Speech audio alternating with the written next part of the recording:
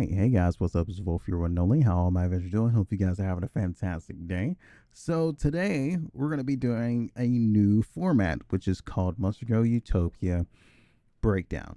So this is where I break down all the facts, well, not all the facts, a little bit of facts for most of the Monster Girls in Monster Girl Utopia, what their roles were intended to be, what their designs were inspired by, and a little bit of ideas I had for their passives and a little bit for their moves, at least for their starting moves.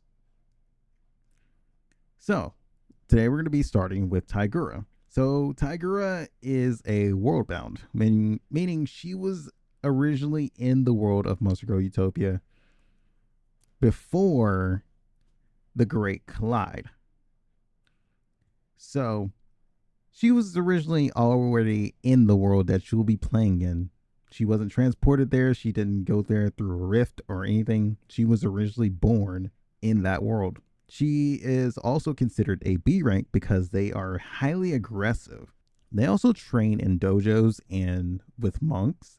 It's kind of why Tai is in the name, because down her evolution line is going to hint at taijutsu.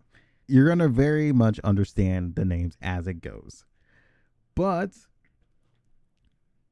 Taigora was originally supposed to be a fast attacking character that is very good in physical damage, but had little of HP. And she wasn't really all that resistant or resilient at all. But I do have a video that I did do like a one short of a Monster Girl Utopia fact. And I'm going to add it to this just so you guys can see that lore. And also know why they're endangered as well. They're considered endangered. Well, it's been a while since I've done one of these little YouTube shorts. So let's go ahead and start it off right with a new little short series called Monster Girl Utopia Facts, where I give you guys facts about the Monster Girls and the world of Monster Girl Utopia. And what better way to start off this little series with the first Monster Girl ever created for Monster Girl Utopia, Taigora. Another reason why we're starting off with Taigora is because she also has a redesign from her old self and looks a lot cleaner. But anyway, your fun fact about Taigoras are that they have an extremely low survival rate. Anything that is stronger than them, and they even like to bully anything that's weaker than them. Taigoras are actually considered battle junkies in the world of Monster Girl Utopia because they only think about one thing, and that's battle. I guess that explains why Taigoras are actually considered endangered and gained the name the Flaming Half-Wits. There you guys go. Yeah, the Flaming Half-Wits. Just very aggressive battle junkies. And their attitudes are very, very bully heavy. So with Taigora's design, she was originally supposed to be sort of a reference to the Red Sun Tiger. Now the thing is, if you actually search this up on Google, you'll actually understand the reference for her encounter pose, which is the full image, and the half image is her battle pose. So she has Blazing Strike, which is a physical fire type move, and this was originally supposed to be a temporary speed increase. So here's the thing. Taigora is a blitzing Monster Girl. She is all about taking turn. She is all about speed. That is how she's built, and that's how she's going to always be very difficult to take care of.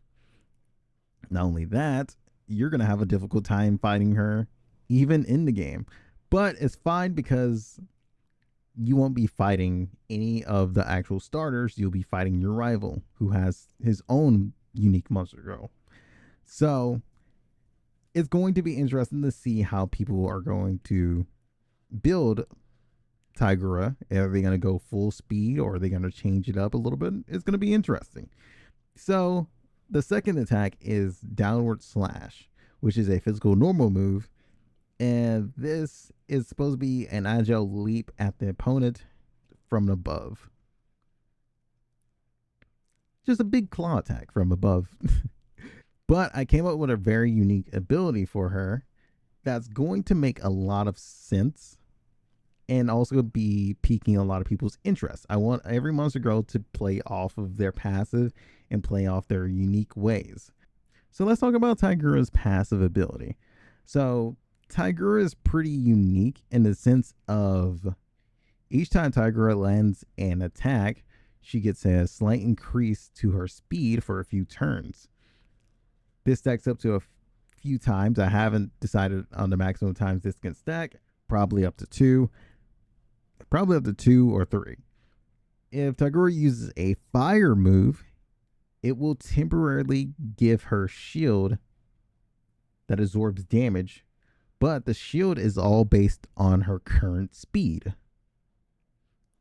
So that's also why I wanted her to be fast, because, you know, in martial arts, you can counter people or block. The shield is going to represent that.